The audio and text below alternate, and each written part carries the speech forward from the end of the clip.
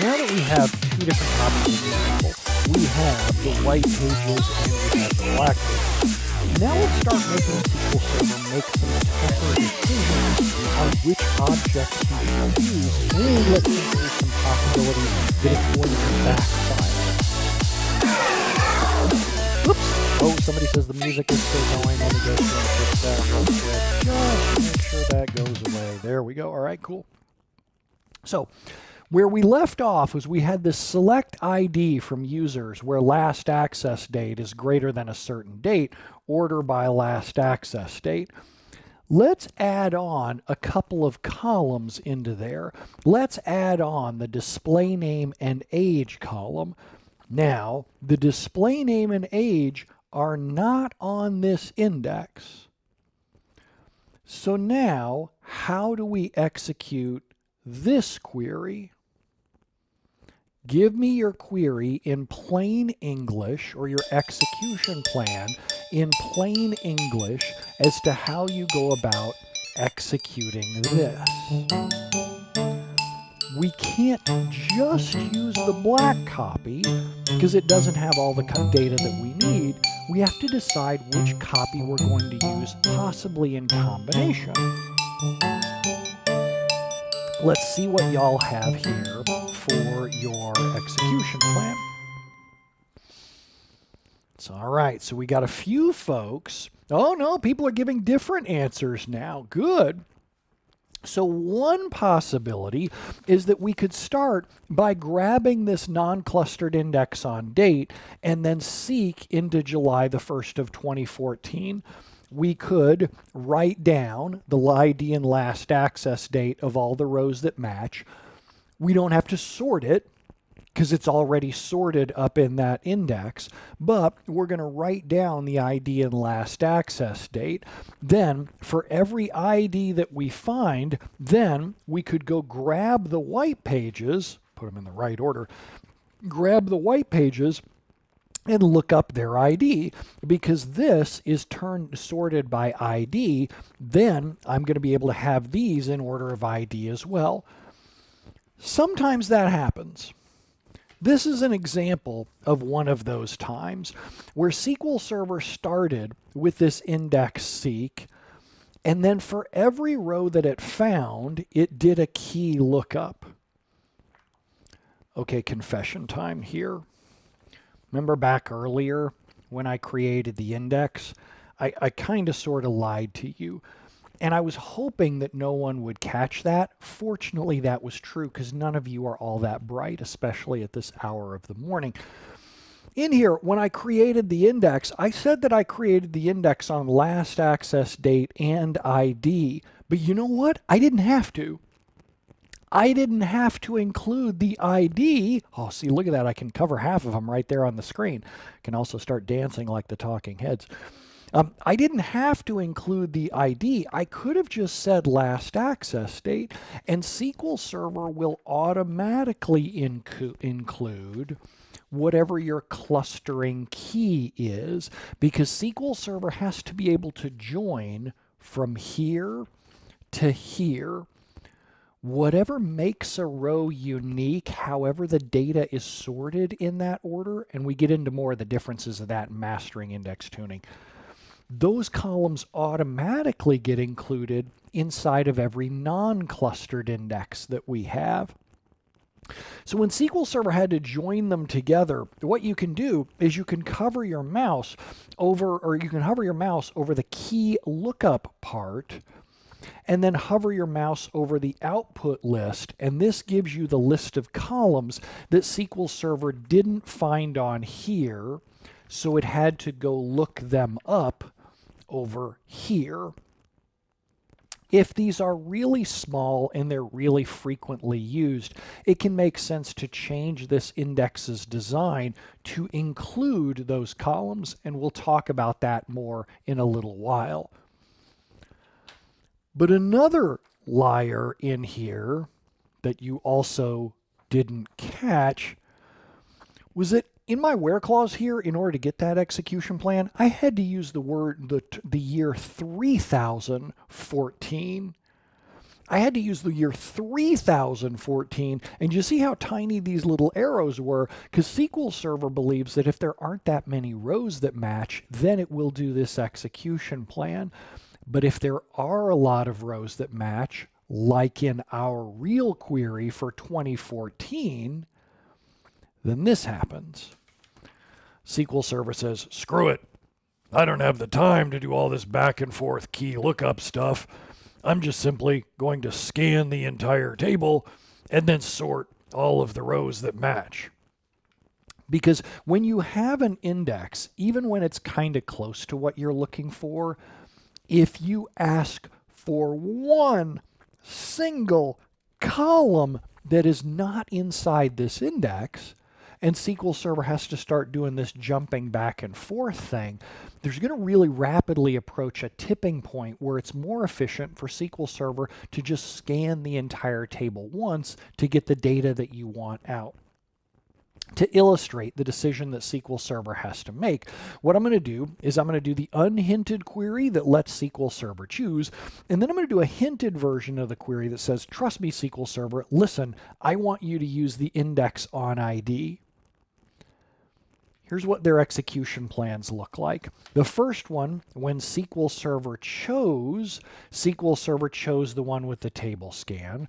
Then, in the one that was hinted, SQL Server seeked into here, but it found 148,000 rows, so it had to do 148,000 of these keys lookups, which ends up increasing the cost.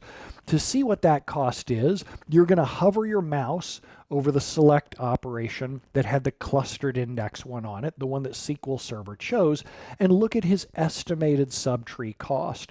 It cost about 13 query bucks. Whereas, when I forced SQL Server and I said, listen, I want you to do the one with the key lookup, his key lookup cost, or the overall cost of the plan, was like 48 query bucks. A table scan is a fixed known cost.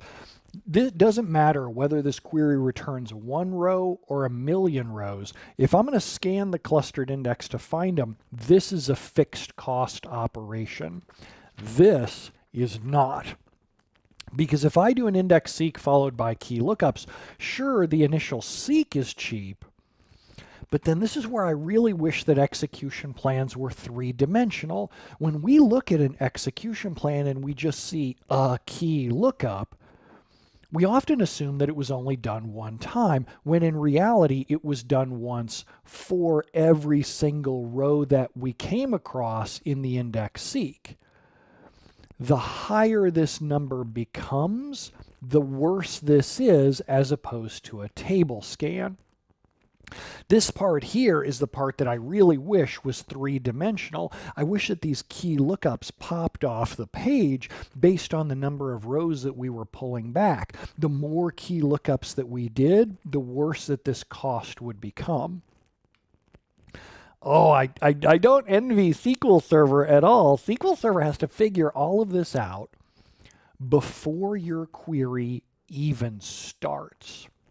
SQL Server has to like hold an envelope to its forehead, think about your query and go, I bet that I'm going to find this many rows and they're going to be in this location in the table and it's going to take me this much CPU power. He's guessing. He's guessing at the design out for how this execution plan is going to work, and then he's going to start executing it. But there is a real hard, firm wall in between these two phases. The design finishes, and then the designer walks away and execution starts. SQL Server doesn't go back and come up with a brand new plan halfway through. It's one of the things that Oracle can do, again, why it costs an arm and a leg and an arm and a leg and a leg and a leg and an arm and an arm.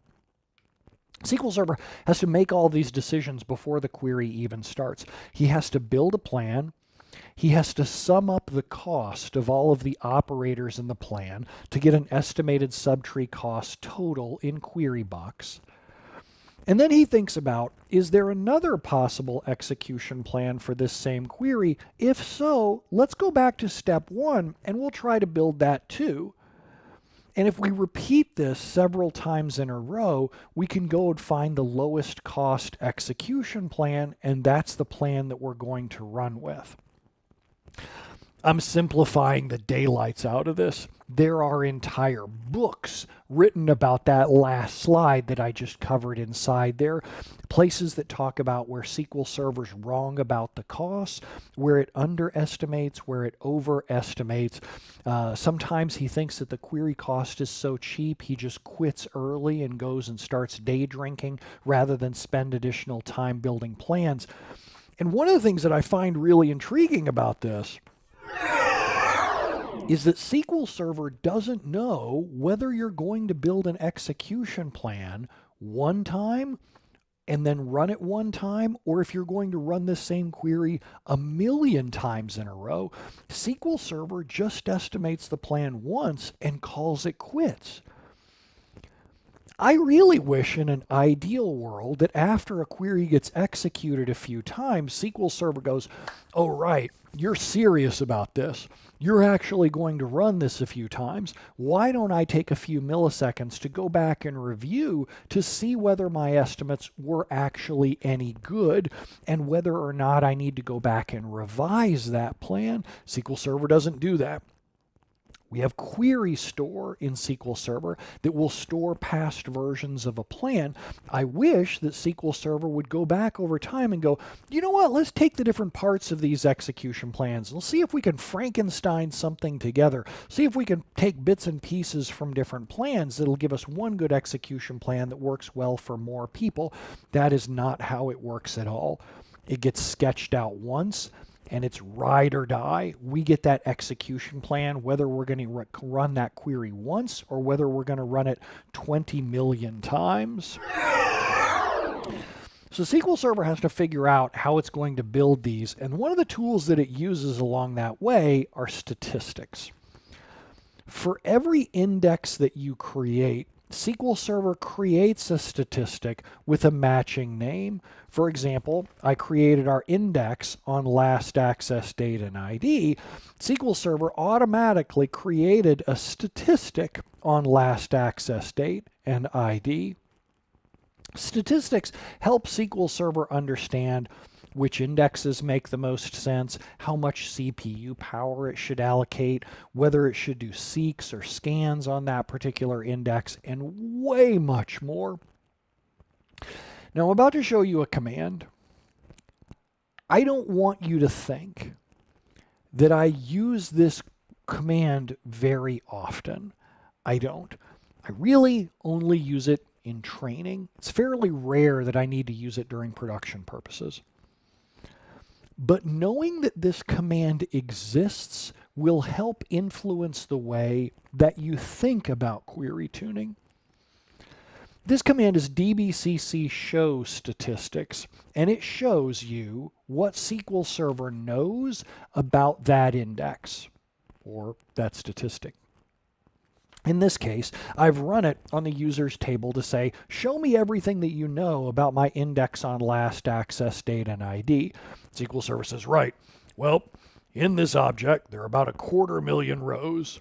I sampled all of them. SQL Server is like a political pollster. The larger that your table becomes, the more he has to resort to just randomly sampling parts of the table to paint a picture of what the overall data is going to look like. He says, in there, this particular object, it's based on LastAccessDate and then ID. Then here are a whole bunch of buckets to describe the data. SQL Server's trying to paint a picture of what's inside this object to get a rough idea of how many rows match different values. But this statistic isn't very big because this statistic only has one 8K page worth of metadata regardless of how large your table is. So in this case, I might have millions or billions of rows, but the statistic only has one 8K page to give SQL Server as much data as he can about that particular object. This particular object is based on LastAccessDate, so you see a bunch of range high keys there that are all dates. Other data types get stats too as well. For example, integers and strings, display name indexes here, showing you what statistics look like. How SQL Server uses those is that he uses those based on your where clause. And other things inside your query too. Here, for example, SQL Server says, well, I need to go figure out how many rows have a last access date greater than July the 1st of 2014. So SQL Server has statistics on this object because we have an index on it. SQL Server goes and pops open the statistics on last access date, and he scrolls down. He's got an old mouse with a scroll wheel. Look, SQL Server was built back in the late 1990s. It's a miracle he doesn't have a trackpad. You know, the trackball things that spin around there. He scrolls down to July the 1st of 2014. Now, there is not a bucket dedicated to July the 1st of 2014. SQL Server has to figure out that some of the rows in this bucket are going to match. And then as he scrolls down further, he adds up the contents of the rest of the buckets as well. Surly Dev says, hey, I use a trackball. Well, you're quite special, Surly Dev. We would both agree on that. And that's where our estimates come from. When you hover your mouse over parts of the class, here SQL Server says, well, I estimated that about 148,408 rows would come back. In actuality, 148,328 rows came back. That is frickin' phenomenal. I absolutely love when your query is easy to understand. When a human being can look at it and come up with a pretty good guess of what percentage of the table is going to match, and when we have statistics on that column and the statistics are up to date, and we're not doing any kind of fancy pants calculations on it, SQL Server estimates on statistics are fantastic. It does a really, really good job. But you're here, of course, because performance sometimes goes wrong. The statistics might be outdated. It's up to you to keep statistics up to date. The statistics may be inaccurately sampled. Your object may have gotten way too large, and SQL Server chose a poor random sampling. To figure out more about statistics, contents, and maintenance, Doug Lane has a fantastic class that's available out on our YouTube channel, and it's totally free. If you go to brentozar.com/go/stats class, there's hours worth of material just covering this one topic alone. And finally, our query may not be as easy to understand as this. And I'm going to take a break for questions, and then I'll come back to that and keep going. So far, James asks a question. James says, does SQL Server recost the execution plans after statistics are updated? Yes. When you update statistics, SQL Server will throw away execution plans the next time that they're run when they depend on those kinds of stats and build new execution plans with its most recently updated data about those statistics. Tim Bolero says, how about optimize for ad hoc? Does that plan, is it the same as the stub? That's outside of the scope of this. I do cover that in mastering server tuning, though. Adam says, following on from that statistics question, does partitioning make a difference? Yes, but not in a good way. I talk about that in the Mastering Index Tuning class. You would think that you'd get much more detailed statistics. In reality, you do not. You still only get 200 buckets. It's just that SQL Server builds its own statistics per partition so that it can use those to reassemble the Frankenstein's monster of the one main stat that queries actually use.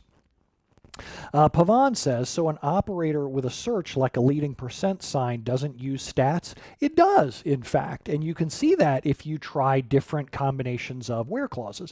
So like try it with like %AA, and then try it with %AAAAAAA, and you're going to get different estimates on that. It's not necessarily accurate. It does use statistics. It's just not necessarily very accurate.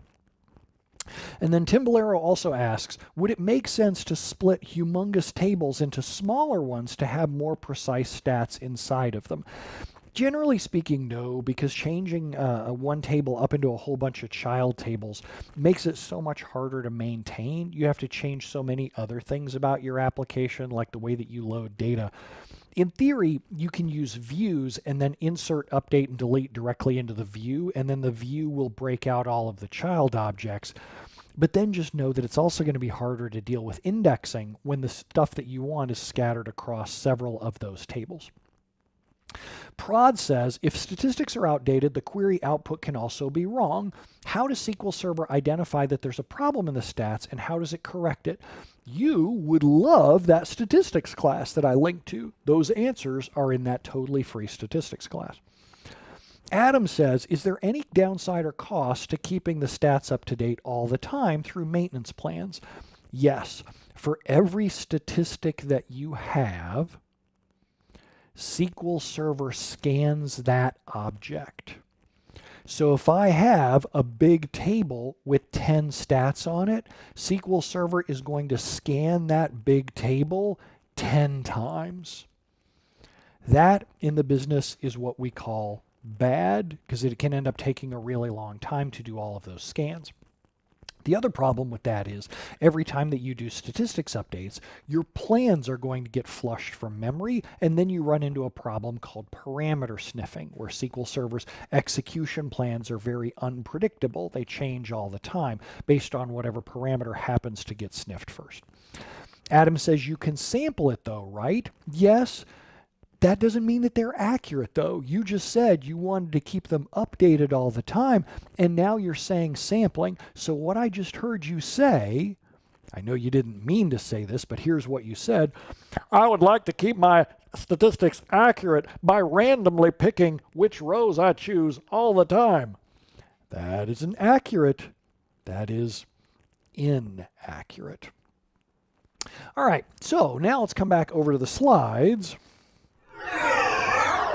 And now, when right before we started taking questions, I said, our query may not be as easy to understand as this. Let's explore what that means. Here are two ways to write the same query. This isn't the same query we were just working with. I have tweaked it just a little. That where clause says, find me all the people whose last access date is in July of 2014. This one says the same exact thing. Both of these say the same thing to you and I, and both of them produce exactly the same number of rows. But check out their execution plans. Both of these output 728 rows, but their execution plans are completely different. The one on the top, where I clearly said where last access date is greater than this number and is less than this number, SQL Server goes, right, so what I'm going to be able to do is I'm going to be able to seek to right here, read all the rows out, and then bail out right here. SQL Server estimated 700 rows were going to come back. That estimate comes from the combination of our clear, easy to understand where clause and the statistics on that column. 728 versus 700 rows is a pretty doggone good estimate. But the other one, not quite as much. When we use these functions in the where clause, SQL Server says, well, I kind of know what percentage of my data matches 2014, and I kind of know what percentage matches July. I'm going to guess that it's about 1,774 rows. That is not correct. It seems close. If you and I were doing the guesses, it seems close. But if I go back and, hey, over in Slack, let's stop answering each other's questions. I see a couple of y'all answering questions. Let's not do that, because you don't want me to pull your pants down in public again. Stop there. Let people ask questions, but I wouldn't answer someone else's questions, especially if you're not sure. As much as I'd like to see your pants this morning. I'd like to see your pants, not what's underneath them. So here, SQL Server estimated that 1,774 rows were going to come back, when in reality 728 rows came back. That's off by like 2x. Now both of them actually only produce 728 rows, but because this guy's estimate was accurate, he used the index. SQL Server says, I think that only 700 rows are going to come back. It's pretty efficient to go do 700 key lookups. This one, because his number of estimated rows was higher, says, oh my gosh, 1,700 rows, that's a lot. I better just ignore that key lookup, not do all these back and forth key lookups. I'm going to skip the index altogether. Another difference between them is that top one, because he used the index, he didn't need to sort by date, because my non-clustered index here on LastAccessDate is already sorted by LastAccessDate. Not true for the bottom half. Because he decided to ignore the date index, he had to do the table scan. Not only does he read more data, but he also has to sort the data as well. To understand the cost of this in reality, we'll go turn on Set Statistics IO and Statistics Time on so that we can see the number of 8K pages that these two queries read and the amount of CPU work that they did. Let's compare between the two. The one on the left had the where clause with specific dates in it. The one on the right used the functions for year and month. This one read about 2,000 pages. This one read about 8,000 pages. More equals worse. This one didn't use any CPU time because he didn't have to do the sort. This one did use CPU time because he had to do the sort. That's worse. Query duration. This one took 78 milliseconds. This one took 116 milliseconds because he had to read more data and because he had to do the sort. That's worse too. Technically, these two queries do the same thing in terms of what we think they should do, but that doesn't mean that SQL Server is going to execute them the same way. This is heartbreaking for developers who go, but it should produce the same thing. Yes, it should, just like all of your own code should be flawless and bug-free. But in reality, Microsoft tunes a lot for really clear and easy to understand queries, and the more shortcuts that you take, so does SQL Server. Now, one of you said, Philip said over in Twitch, they said, yes, the problem with this is that it's non-sargeable. The problem with saying things in public is that sometimes you're wrong. This could use the index. Let's take year and month. If I take year and month here and I let SQL Server choose versus I shove the index in its face and I go, here, listen, dummy, go actually use the index, SQL Server can use that index. Here are the two execution plans. When SQL Server chose to scan the table, yes, the estimates are incorrect, but we're going to ignore that for a second. Then, look at this. If I forced the index, SQL Server can use it. His estimates are wrong, but it goes faster. This query where SQL Server chose the index and did a table scan versus where I forced the index and I made SQL Server use it, this does less reads. It does less CPU time because there's no sorting required. It does less time on the clock. This index is better in every single way. Why didn't SQL Server choose it? To understand why, you're going to hover your mouse over the select and you're going to look at the estimated cost in query bucks. The top one, when we did a table scan, that cost about $5.80 query cents. The bottom one, when we did the index seek followed by a key lookup, that cost 6 query bucks and a dime. This query is more expensive because the plan is based on the estimated number of rows that SQL Server thinks is going to come back. If 1,774 rows actually came back, then yes, SQL Server would be right. The table scan would be faster.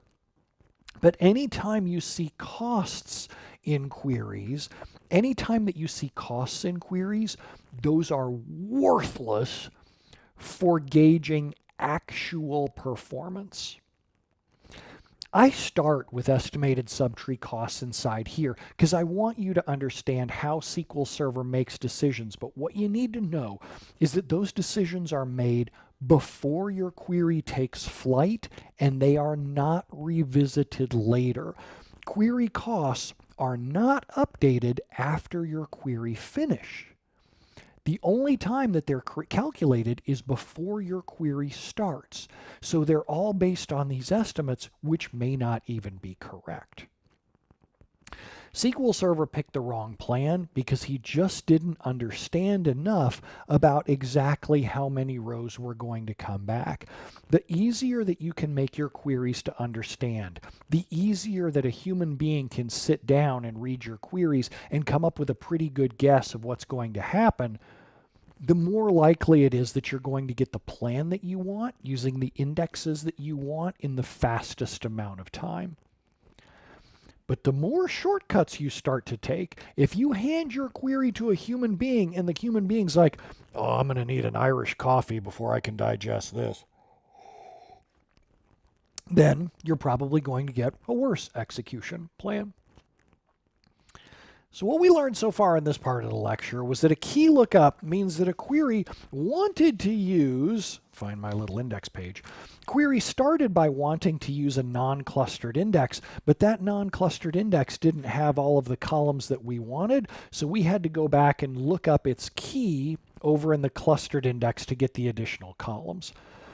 When SQL Server has to choose in between a clustered index scan versus just doing a whole bunch of key lookups, SQL Server tries to calculate a tipping point where if enough rows come back, then it doesn't make sense to do this back and forth key lookup thing, because the key lookup's cost is variable based on the number of rows that are going to come back. Eventually, if enough rows come back and we do so many of these back and forth key lookups, SQL Server says, screw it, I think it's going to be better off to just scan the entire table.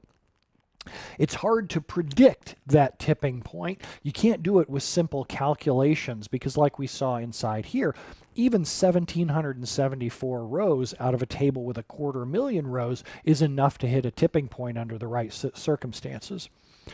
To figure out which plan makes the most sense, SQL Server does cost-based optimization. It costs out all of these guesstimated query plans before your query plan takes flight, and then chooses the cheapest one in order to run it.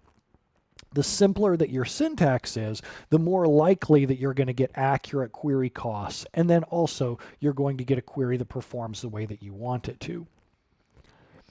It's time for another bio break, but in the next module, in the last module, we're going to talk about how included columns on indexes start to mitigate some of these problems, why they're not as good as you might have read about on the internet, how to decide when to use columns inside your includes, and then why key column order is so important in your indexes.